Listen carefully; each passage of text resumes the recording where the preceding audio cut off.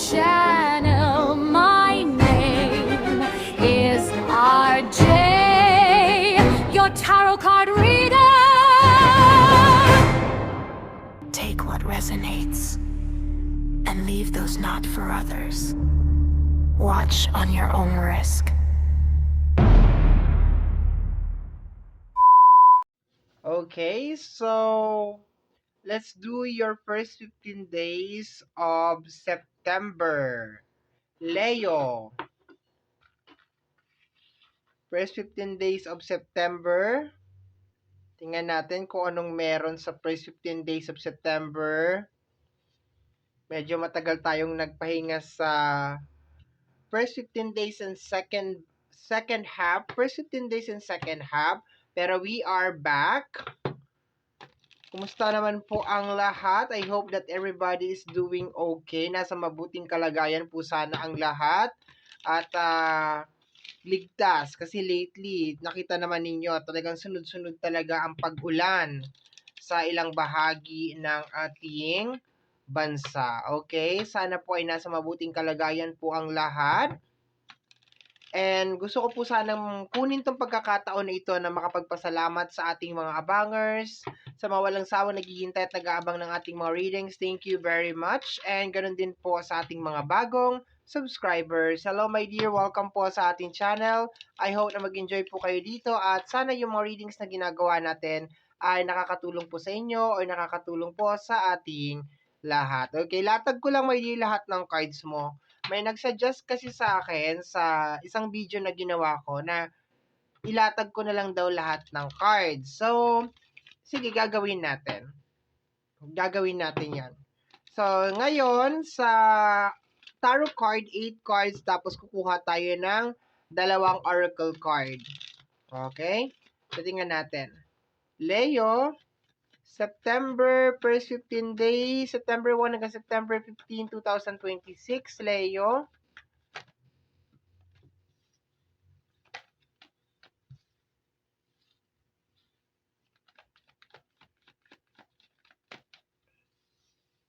Okay, tingnan natin.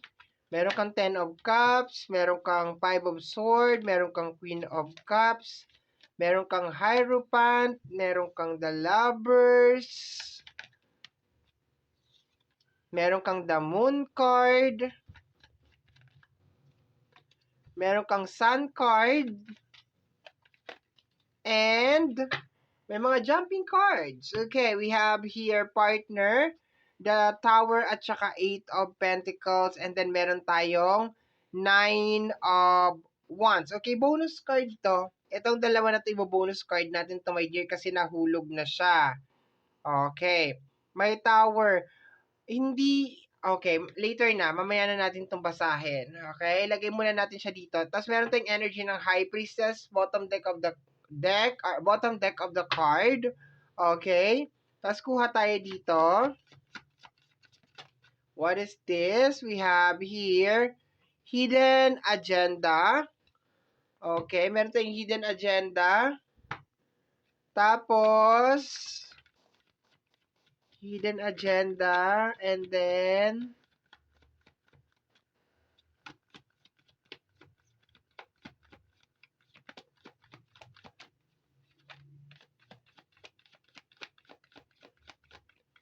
okay, what is this? We have surrender to rest. Surrender to rest. Rest, renewal, healing. Okay. So, isa-isahin natin to my dear. Umpisahan natin dito. Pag ganon, tapos last natin tong mga oracle card natin. So, dito my dear, sa first card natin, meron tayo ditong energy ng relationship or ng family. Okay? So, ang Ten of Cups kasi, ito ay maganda naman siya. Pero, it's very important kasi na merong cooperation, merong collaboration, my dear. So, ang kanyang kasama is the Five of Swords, energy ng abandonment. So, maliwanag na walang collaboration na nangyayari. Ito, my dear, ay maliwanag na na combination na yung nangyayari sa loob ng connection is more on parang sabi-sabi lang. It's more on puro kwento-kwento lang. Like, magpapatayo tayo ng bahay, ganito, ganyan. More on plano-plano lang. Walang nangyayari. Or kung meron man mangyayari, my dear, ikaw yung nag-i-initiate. Ikaw yung gumagawa ng paraan, my dear, para mangyari kung ano man tong bagay na ito. So, maganda naman yung kanyang energy sa energy ng 10 of Cups.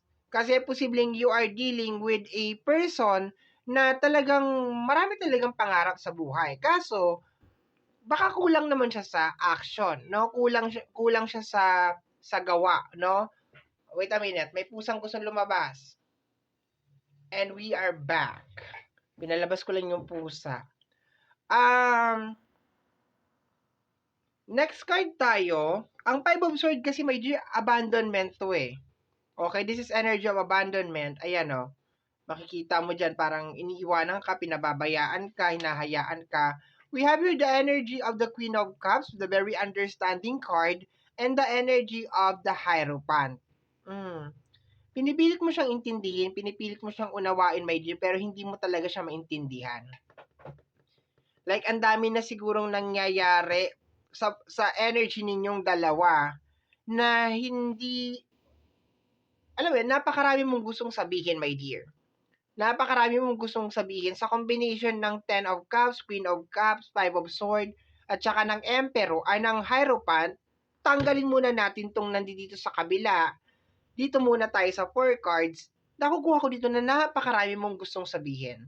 Pero nagdadalawang isip ka o nandun ka sa punto na, teka lang, baka iniintindi mo pa rin siguro siya eh. I'm just assuming, my dear, na iniintindi mo siguro siya kasi kung hindi gano'n ang sitwasyon, malamang, 'di ba, nag-ano ka na, nagsalita ka na. Pero based on the card, parang iniintindi mo at inuunawa mo pa rin siya. Meron din ditong energy ng High Priestess over here, bilang bottom deck of the card, which is ibig sabihin, may mga hindi ka pa naiintindihan sa tao na 'to. May mga bagay na gumugulo sa isipan mo, my dear. Ngayong first 15 days of September, hindi mo alam kung ano ba talaga yung gusto niya mangyari, ano ba talaga yung agenda niya, pero ang nakikita mo lang talaga so far, my dear, may something off or may something na mali. Okay? Next card natin is the energy of the lovers, okay? Mas pinatibay nito, my dear, na ang pinatutungkulan ng reading natin ngayon ay may kinalaman sa connection or may kinalaman sa relationship, okay? And merong energy ng moon card. Meron kang gustong mangyari sa loob ng connection, my dear, pero parang hindi nagigets nung kabila. Or ayaw niya mag-effort. Like, we're not gonna do it. Parang ganun na energy, my dear, okay? So, and at the same time talaga, ang lakas ng energy dito na may tinatago yung partner mo. Okay? Maybe, nahihirapan ka sa kanya. We have your energy ng Sun card, energy ng new beginnings. Like, nahihirapan ka sa kanya, my dear. Nahihirapan ka, hindi mo alam kung ipagpapatuloy mo pa ba tong connection na ito. Hindi mo alam kung like magwo-work pa ba ito, kakapit ka pa ba. Sa energy ng 9 of Wands. For some of you, my dear, hindi kayo makapag-umpisa ng dahil sa energy ng tao na ito.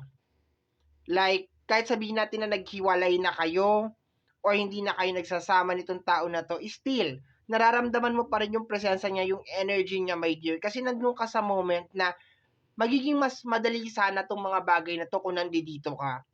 Or kung nagtutulungan tayong dalawa. Kung kasama mo naman tong tao na to, my dear, hindi mo na talaga alam kung paano mo siya iintindihin. Hindi mo na talaga alam, my dear, kung paano mag-work itong connection na meron kayo. Okay? Bonus card natin, pahabol lang, we have here the energy of the Tower and the 8 of Pentacles. Okay?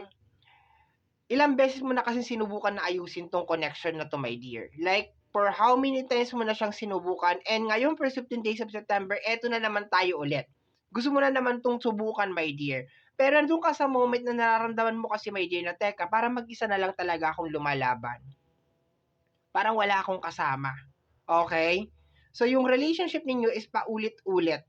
Kasi there's a tendency, my dear, na itong partner mo is hindi talaga siya nagsasabi. Hindi talaga na nagsishare. Napakarami niyang tinatago, napaka-misteryoso or napaka-misteryosa niya na klase ng tao, my dear. Okay? Hindi mo alam kung ano talaga yung pinaka-motive niya or pinaka-agenda niya.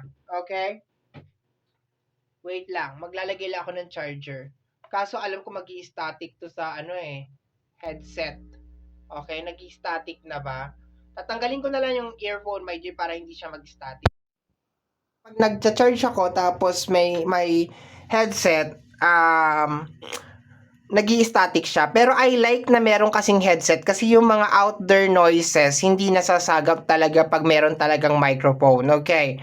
So, based on the energy, my dear, ang second half of September is more on, okay, gusto ko maglagay ng effort dito sa connection na to. Pero, eto na naman tayo eh. Eto na naman tayo. Okay? Possible then, my dear, na itong tao na to ay nagbabalik. Okay? Like, magbabalik sa'yo, sasabihin sa'yo na, Leo, tara, ayusin natin tong connection and something like that. And nandun ka sa moment na, teka lang, totoo na ba talaga to? Okay na ba talaga? Like, are you done? Pagod ka na ba talaga dito sa laro na to? Dito sa habulan or taguan, whatever na nangyayari, my dear? Kasi, it's more on parang, meron kang kasama pero hindi mo talaga siya kilala as in. Okay, like there's an stranger inside the house, okay? Like, sino ka ba talaga? Like, ano bang mga tinatago mo sa akin? Ano ba talagang pinaka-agenda mo? Ano ba talagang pinaka-gusto mo mangyari dito? Okay? Sa energy ng High Priestess over here, this is energy of revelation, di ba? Kasama nga sa likod, Seven of Swords. Maraming tinatago tong tao na to, my dear, sa'yo.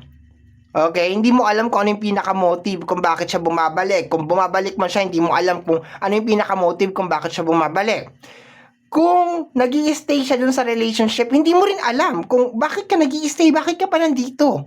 Wala ka namang ginagawa. 'Di ba? So, you don't know, my dear, kasi yung relationship ninyo is laging nagba-back to zero, lagi siya nagta-tower. Ay nakakapagod yun para sa iyo, my dear Leo, because of like naglalabas ka ng energy, naglalabas ka ng effort. You're looking forward na magiging okay yung relationship, na magiging maayos yung connection. Pero bakit ganito? So anong eksena ng second half, first 15 days of September? First 15 days of September, my dear, is nandun ka sa moment na gusto mo, naglalaro yung iyong damdamin, my dear. Okay? Naglalaro yung damdamin, my dear. Like, okay, I still love you, pero alam ko matrabaho na naman to eh. Bilang oracle card natin is the hidden agenda, secret intention, manipulation, okay, disguise as kindness, motivation, to helpful to trust. Okay, kung makikita mo, ayan, may gift and then merong hook. So, yun yung parang pakiramdam na there's something off. Okay, there's something off. So, although, my dear, this is more on relationship, pwede din to mag-resonate, my dear, sa mga tao sa paligid mo na parang meron silang ginagawa na something for you pero there's a catch. Para meron hinihintay something in return. So, dun siya umiikot, my dear, yung first 15 days of September. Na meron mga tao na babalik, meron mga tao na ginagawan ka ng favor. Actually, yung paggawa ng favor sa'yo, my dear, parang wala nangyari. Yung parang, okay, wala nangyari sa atin. Like, expected mo, my dear, first 15 days of September, meron mga tao na babalik na parang wala nangyari. Okay? Like, okay, hindi tayo nag-away. Okay, hindi kita niloko. Okay, hindi kita ginago. Like, parang wala nangyari. Pero nandun ka pa rin kasi, my dear, eh. Like, kung ano man yung nangyari between the two of you is still fresh. Pero sa tao na to, my dear, parang okay, walang nangyari. Don't make it a deal. Huwag mong palakihin yung bagay na yon. Diba? Huwag mo masyadong yun. Pag mag-react ka pa dito, my dear, mangyayari dito, pinalalaki mo tong scenario, diba? Ayaw mong ganito, ganyan, mo ganito. So, ang hirap nung kalagayan mo, my dear, kasi nandun ka sa moment na parang mahal mo pa rin yung isang tao, you still care for that person, pero nararamdaman mo, my dear, na parang hindi na talaga worth it na mag-stay. Nararamdaman mo, my dear, na teka, parang I will be doing all the work. I will be doing everything sa connection na to, and definitely hindi ka rin sure kung this person, kung meron babalik na, kung itong bumabalik na person, because I can sense na meron bumabalik talaga na person, my dear. You don't know talaga kung 100% na nag-change na tong tao na to. If you are actually living together, kung magkasama kayo as of this moment, nandoon yung energy, my dear, na, wait, anong silbi mo? What will, ano yung, ano mo dito, role mo sa loob ng relationship? Why you are not doing anything? Yeah, like, you are good at manifesting, like, speaking, like, kung ano mga sinasabi mo, like, ganito, ganyan, ganon. But, I am doing all the work. Ako lahat ng gumagawa ng work, di ba? So, that's what it actually say over here. Bakit ako nag-i-English? May nanonood ba dito English Pokining, ha? Okay, we have here, or nanonood na taga ibang bansa. Okay. We have here surrender to rest. Surrender, rest, renewal. We have here energy of healing. Hindi ka pa talaga 100% na heal. So, what is happening here, my dear? Mag-aagaw yung energy na gusto mong makarecover, and at the same time, the love na nararamdaman mo dito sa certain individual or certain person. Kasi damage ka, my dear. You did all the work. Lahat ng trabaho, ikaw ang gumawa, my dear, sa buong connection, sa buong, ikaw talaga, lahat talaga, my dear, ang gumawa. Ngayon, because of love. Kaso, I can see, my dear, na itong hidden agenda, this hidden agenda, my dear, Eto yun eh. The hidden agenda, my dear. Okay? Na parang ano ba? Ano bang gusto mo? Hindi mo na alam kasi, my dear, na ang gulo. So, expected mo, my dear, actually, hindi siya magulo. It is just more an acceptance, my dear, na kung mahal ka talaga ng isang tao, gagawin niyo yung part niya to make this relationship work. And kung ikaw lang, my dear, talaga nag-e-effort o naglalagay ng energy dun sa loob ng relationship, and most definitely, it's not true love.